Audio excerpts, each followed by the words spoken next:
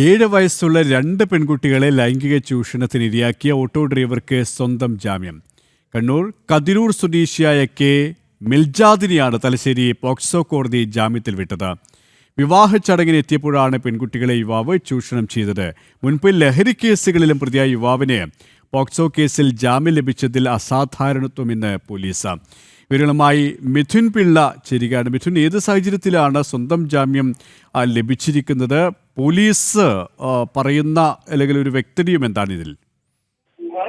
KP 7 വയസ്സുള്ള 2 പെൺകുട്ടികളെ ലൈംഗികമായി ചൂഷണത്തിനിരയാക്കിയ ഓട്ടോ ഡ്രൈവർക്കാണ് സ്വന്തം ജാമ്യം കോടതി നൽകിയിരിക്കുന്നത്.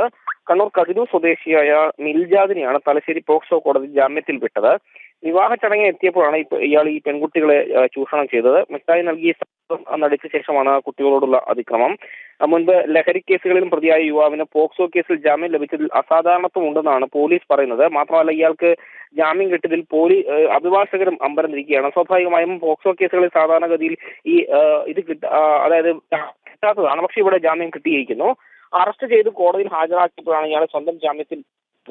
അതായത് പോലീസ് മർദ്ദിച്ചുവെന്ന് കോടതിയിൽ യുവാവ് പറഞ്ഞതിന് പിന്നാലെയാണ് ജാമ്യം.